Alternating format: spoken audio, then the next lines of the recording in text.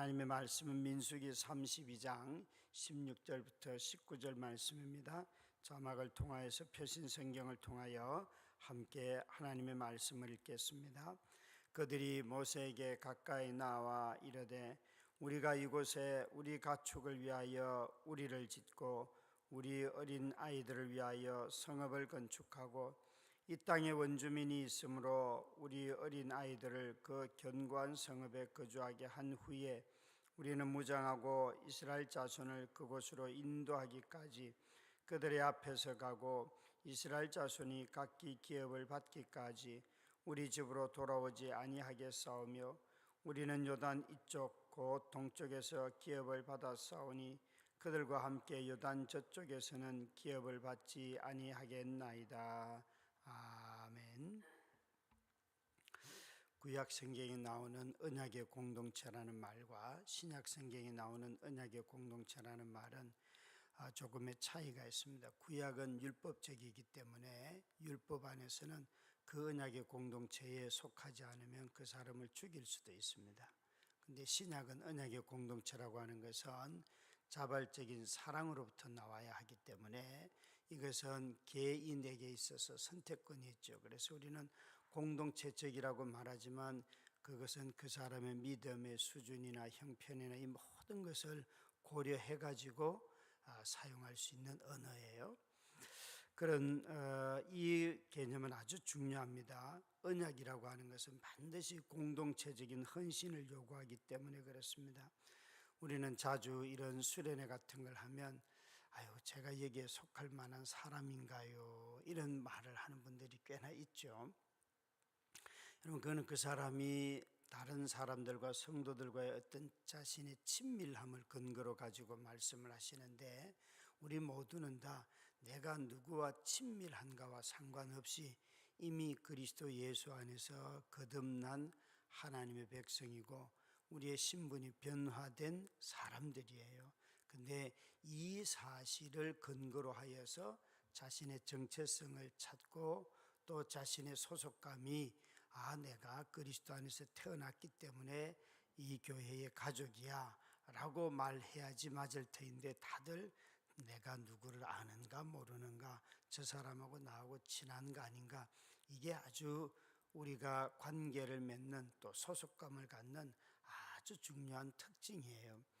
우리의 신앙이 고백적이라고 하는 말은 지금 내 모습, 지금 내가 생각하는 것이 믿음 안에서부터 나오는 걸 말하는 거죠. 이것은 내가 그것을 느끼는가 못 느끼는가 보다도 더 중요한 말임에도 불구하고 오늘날 우리는 이 고백 위에 서기보다는 자신의 느낌과 자기 확신 위에 설 때가 정말 많은 거죠. 그래서 교회는 끊임없이 가르쳐야 하는 이유가, 이런 언약은 우리 자신들이 태어날 때 이미 소속감을 정해 주었다는 것이에요.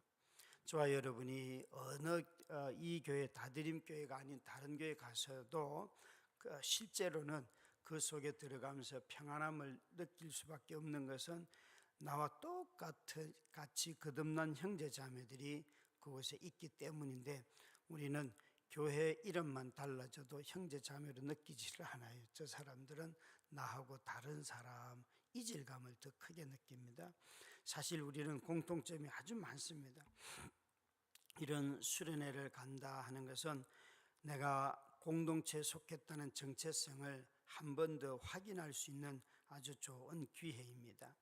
아무리 여러 달 전부터 수련회가 있습니다 광고를 해도 많은 사람들이 자기 일정 하나 바꾸지 않습니다. 그냥 늘 일정을, 이미 다른 계획이 있을 수 있고 또 없던 계획도 수련회가 발표나고 난 뒤에도 그걸 우선적으로 선택하지 않고 다른 것이 우선적인 가치, 자신에게 있어서 더 가치가 있다고 생각하는 것을 슬쩍 집어넣기도 하지요.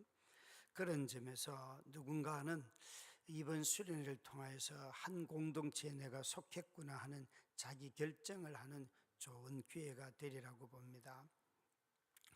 우리 모두가 다 다시 한번 자기 신앙생활에 도움이 되는 정도로 교회 생활을 하는 것이 아니라 내가 이 공동체의 교회의 가족이 되어야겠다 하는 신앙 고백적인 헌신들을 이번 수련회 해주시기를 다시 한번 부탁을 드립니다.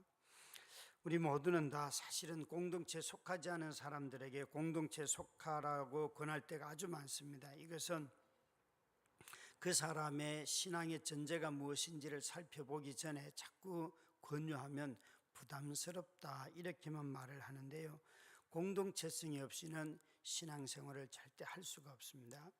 오래전에 돌아가셨지만 그리스도인 작가 중에 한국의 기독교 서적이 알려지면서 특히 이성교제나 또 가정에 대한 책을 아주 초창기에 많이 소개했던 저자가 트로빗이라는, 잉그리 트로빗이라고 하는 그런 저자가 있습니다. 이 사람이 처음 했던 나는 너와 결혼하였다라는 책에서 뭐라고 말하는가 하면, 결혼과 교회 생활은 결코 혼자서 할 수 없는 것이다, 그렇게 말을 했어요. 결혼과 교회 생활은 결코 혼자서 할 수가 없다. 참 중요한 말이죠, 여러분. 결혼도 남녀가 만나야 되고 교회 생활도 남녀가 꼭 필요합니다. 이 남자 여자라고 하는 성은 사회생활에서도 꼭 필요합니다. 하나님이 세상을 창조하시고 남자 여자를 통하여서 세상을 돌보도록 하였습니다. 그래서 그리스도인이 된다 하는 것은 공동체 소속을 요구하고, 이것을 우리는 운명의 공동체라고 말하죠. 이 운명의 공동체는 반드시 연합을 요구합니다. 그래서 언약 공동체는 다 운명의 공동체입니다. 내가 지금 이 사람들 속해 있는 여기서 그 사람들과 연합하는 것, 이것이 우리가 해야 할 일이죠. 공동체의 헌신을 요구할 때 어떤 규정을 지키는 것이 중요할까요? 아니면 정신을 지키는 것이 중요할까요? 이것은 상황에 따라 다를 수 있습니다. 오늘 읽은 이 민수기 본문은 32장을 우리가 읽었는데요, 이 본문은 아주 재미있게도 이런 성경을 읽을 때에 잘 생각해 봐야죠. 원래 하나님께서 이스라엘 백성들이 약속의 땅으로 허락한 것은 요단강을 건너가서 가나안 땅에 들어가야 해요. 그런데 여기에 르우벤과 므낫세 반지파와 갓지파가 자기들이 아직 요단강을 건너가지도 않았는데 지금 그 모압 평지에서 보니까 너무 자신들의 가축을 기르기에 너무 좋은 땅이라는 거예요. 그래서 모세에게 나와서 우리가 이 강을 건너가지 않고 이곳에 정착하면 되지 않겠는가 라고 제안을 했어요. 여러분들은 이런 세 지파의 행동을 볼 때 가나안 땅을 거부하다니 라고 생각하는 모세의 편이 될까요? 아니면 결국은 이들이 요단강을 건너가지 않고 이 땅에 정착하고 살 준비를 하고 난 뒤에 형제들을 앞서서 제일 먼저 나가서 싸우잖아요. 지금 논점은 뭔가 하면 가나안 땅에 들어가는 것이 하나님의 약속인데 이 세 지파는 가나안 땅에 들어가지 않고 이 모압 땅에 살고 싶다는 거예요. 그러면 이들은 하나님의 언약을 버린 것일까요? 아니면 이들은 이스라엘 백성들 이전에 정탐꾼들처럼 다시 그 백성들을 간담을 선을 하게 하고 들어가야 할 약속을 상실한 자가 될까요? 이게 논점이라는 거예요.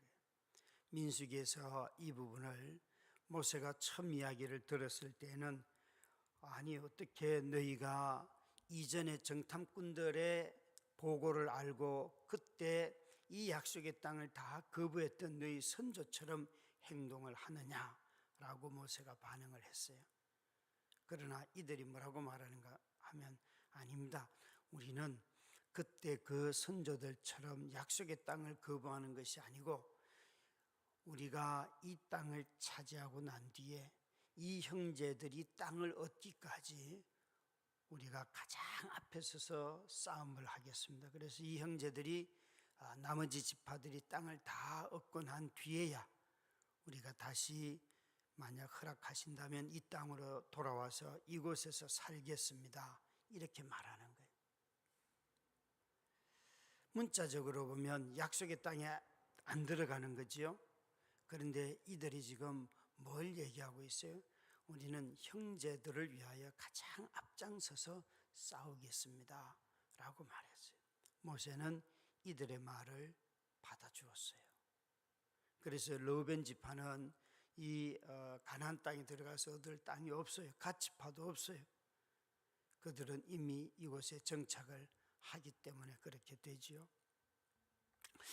여러분, 우리는 자주 모세가 가나안 땅에 안 들어가서 우리는 모세는 구원 못 받았다 이런 것이 헷갈릴 때가 있어요. 모세처럼 훌륭한 일을 했는데 가나안 땅에 못 들어가다니, 이런 생각들을 하다 보면 헷갈릴 때가 참 많지요. 마치 가나안 땅이 들어가는 것이 절대적인 우리 구원을 위해서 필요한 것처럼 말을 하기 때문에 그렇지요.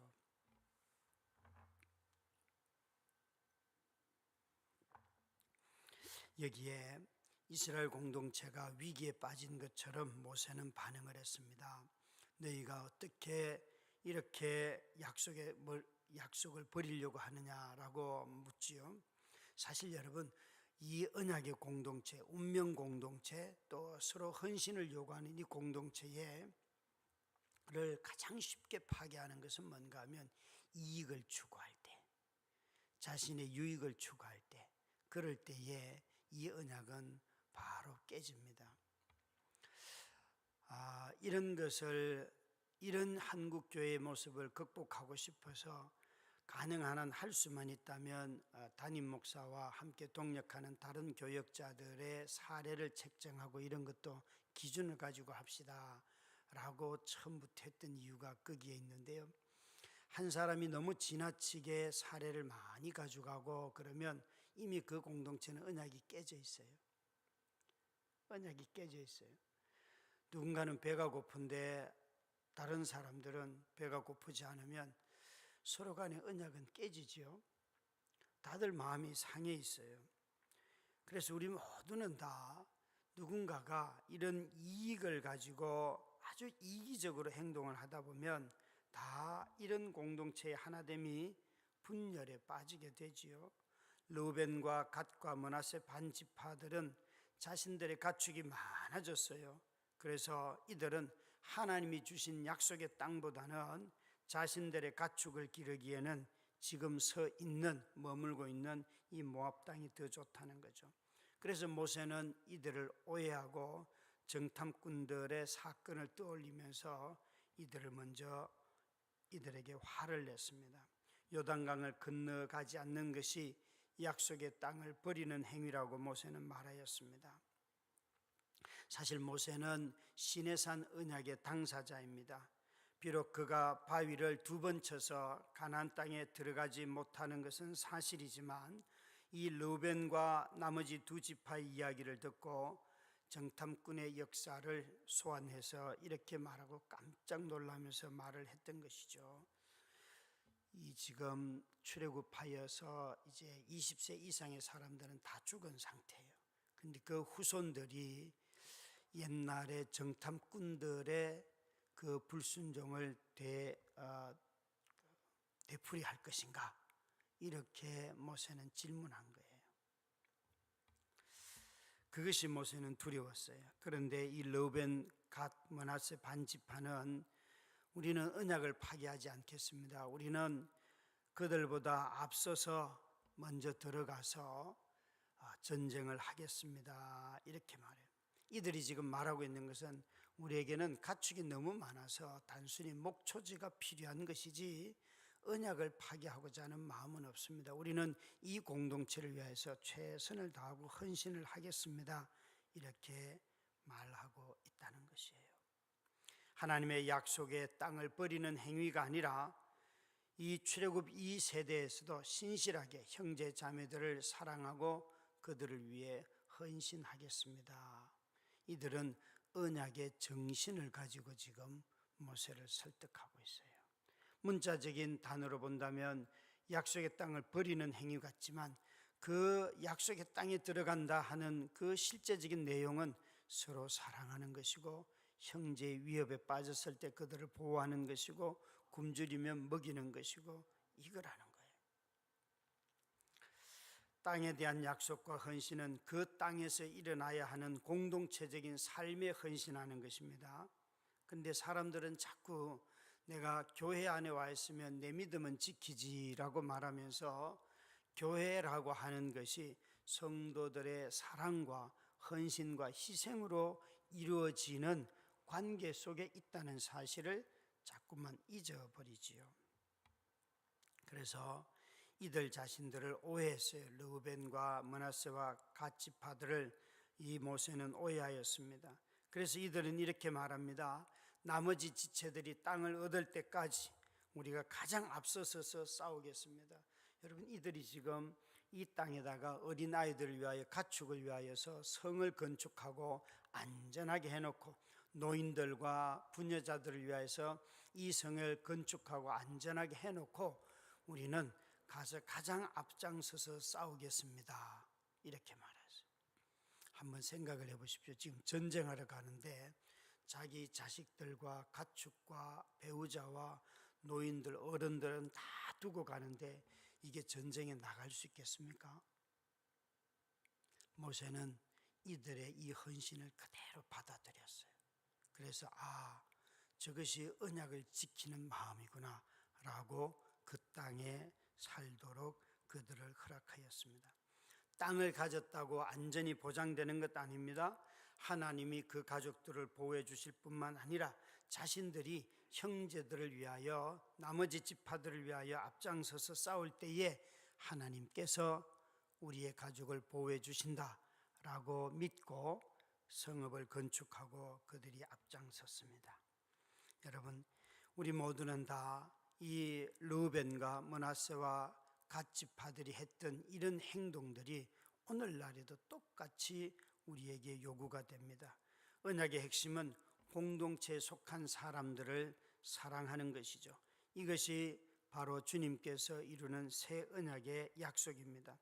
이 새 지파는 사는 지역은 달랐지만 이들은 이 언약 위에 서 있었습니다.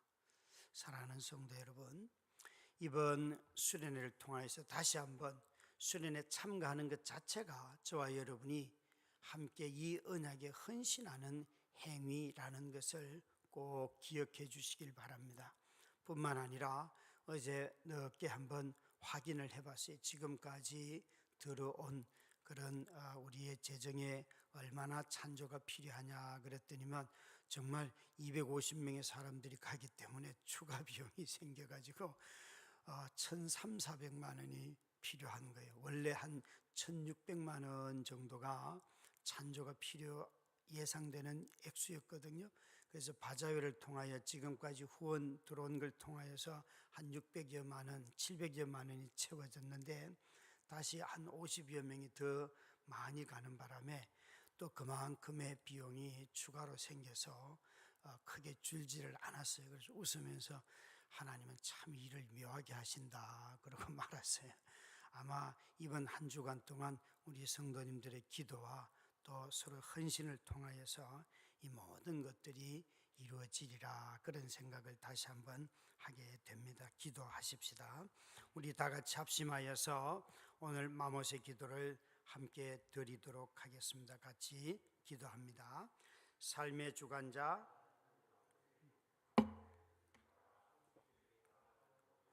주신 것에 자족하고 허락하신 것을 감사함으로 살게 하옵소서. 인생의 광야를 견디는 믿음을 주옵소서.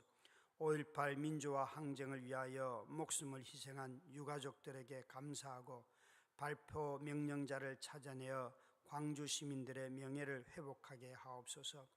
이번 주 토요일 전교인 수련회에 성도들이 참가하게 하시고 하나님의 말씀을 선포하는 오준규 목사님에게 성령의 능력을 주시고 듣는 모든 성도들에게 은혜를 주옵소서.